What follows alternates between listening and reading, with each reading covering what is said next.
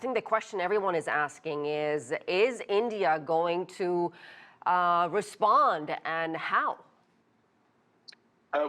India has to respond, right? This idea that that India has to survive economically and be able to maintain its economic growth is critical, and for it is to create a better relationship with China and other regional partners, which they haven't been able to do in recent decades. So would India respond in terms of its own retaliatory economic measures, like some kind of tariff? How would that response be? I would argue that they would actually work on regionalizing and potentially even increasing relationships with China.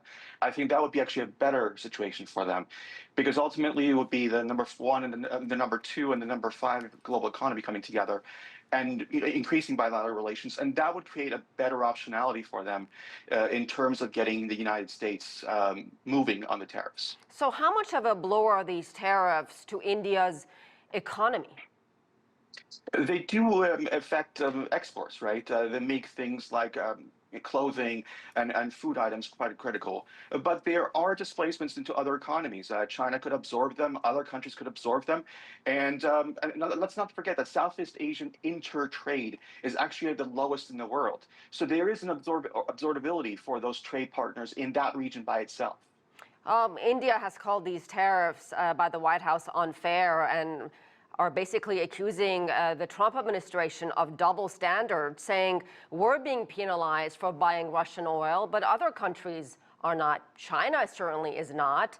Do they have a point here, Babak? Absolutely, they have a point. But let's not also forget that the Biden administration urged them to purchase the oil because they wanted to ensure that the global prices of oil during the initial parts of the Ukraine war wouldn't increase. So obviously, there is some sort of contradiction here. What will this mean for not just not just Indian exports to the United States, but for U.S. companies that have expanded their footprint in India? I'm talking about American Express, JP Morgan Chase, Microsoft, and Google, who've hired a lot of workers there. So it presents massive amounts of risk in the region and unpredictability in terms of trade. Let's not also forget that Apple actually, through Foxconn, has moved productions to India, and it's producing about 10% of its phones right now there, and it's supposed to increase it to 30%. So it also creates this uncertainty as long as trade and manufacturing. Let's also not forget that we're trying to move production from China to India. So that was a policy in the first Trump administration, and that also is being challenged now with these new tariffs. Of course, India is one of the United States' most important trading partners, also the fifth largest economy in the world. How much of a blow is this to the relationship between the United States and India, as India forges closer ties to Russia and China, as you mentioned? There's a very strong chance that by default, and because of this fickleness in trade, that India will be, taken towards the Chinese and the Russian area. I mean, all three countries have had relationships in the past, and we can already see that with the Shanghai Cooperation Organization, that now it's being taken seriously, where a couple of years ago it wasn't being taken seriously so much by India. So we're seeing that the first blocks are being put in place to create a stronger relationships. We're also seeing that joint ventures between China and India have increased recently.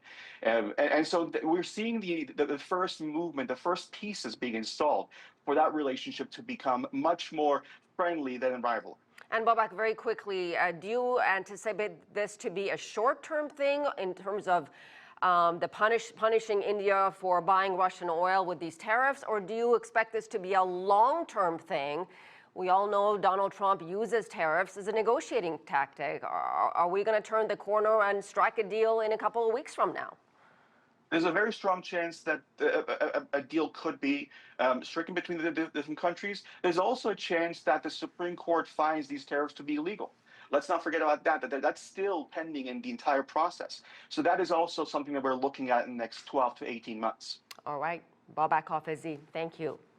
Thank you very much.